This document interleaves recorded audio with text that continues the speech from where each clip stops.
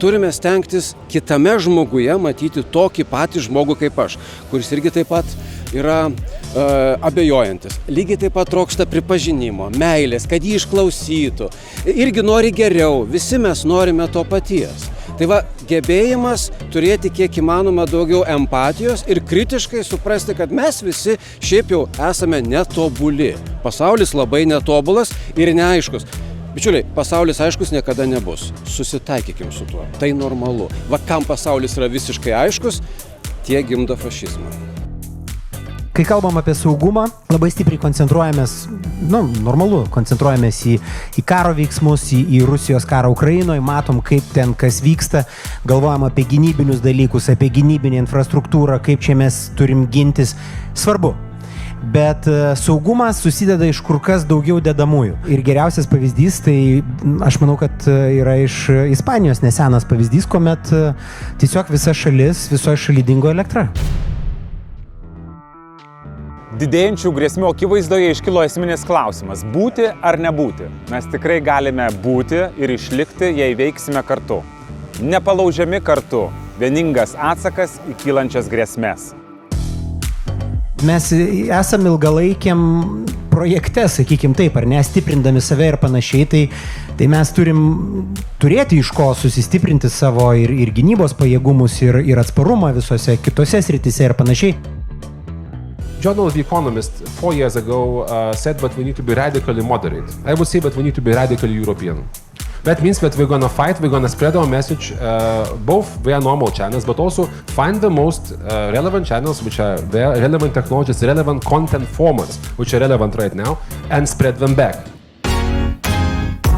Kai žmonės supranta, kad čia jau ne juokai ir kad reikia jungtis rimtą kanalą ir žiūrėti žinias, kurios yra iš tikrųjų. Ir mes dedame labai daug pastangų, kad ta patikrinta informacija pasiektų Lietuvos žmonės, tiek ir beje ir iš visos Lietuvos, tiek ir iš kitų regionų, iš Briuselio, iš Amerikos.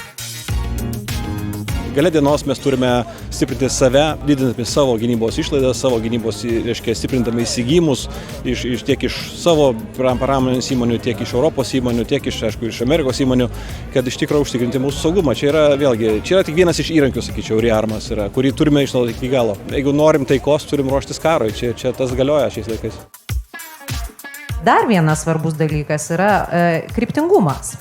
Mes neturime visko sankcionuoti, o turime sankcionuoti tuos dalykus, kurie labiausiai gali pakeisti tam tikrą elgesį. Ir vienas iš pavyzdžių tokios kryptingos kampanijos, tai yra pavyzdžiui ukrainiečių pajėgų vykdoma kampanija prieš naftos perdirbimo gamyklas. Dronų atakos, didelės problemos, brangsta degalai. Bet čia yra dar didesnė problema Rusijai ir galimybių langas vakarams, todėl kad Rusijai reikia jas atstatyti. Ir reikia komponentų. Komponentai dažniausiai ateina iš vakarų. Kai tu taikai sankcijas ir jeigu kažkas viduje nepatenkintas, nes jis nukenčia finansiškai, jis gali tapti nepatenkintas ir imtis kažkokių alternatyvių veiksmų. Ir tarkim skaldyti elitą iš vidaus, režimą iš vidaus.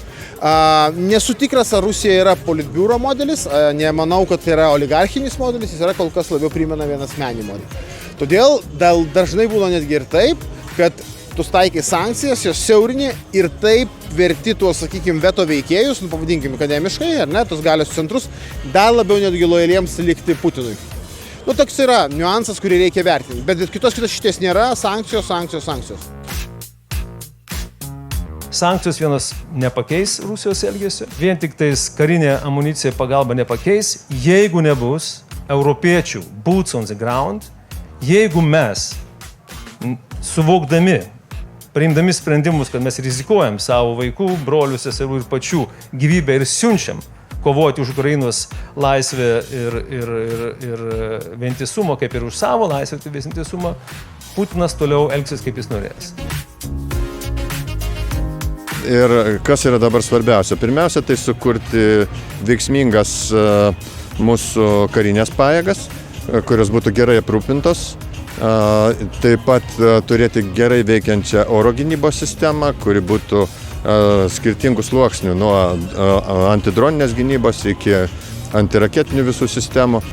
Ir turėti maksimaliai daugiau aljanso valstybių pajėgų Lietuvoje. Tai Būtinai turime išlaikyti Amerikos pajėgas, na ir turime padaryti viską, kad Vokietijos brigada 27 metais būtų dislokuota. Na ir kaip ir sienos įtvirtinimas, ne tik sienos apsauga, ką iš tikrųjų pastarosius metus esame nemažai padarę, bet pereiti nuo sienos apsaugos į sienos gynybos dimensiją.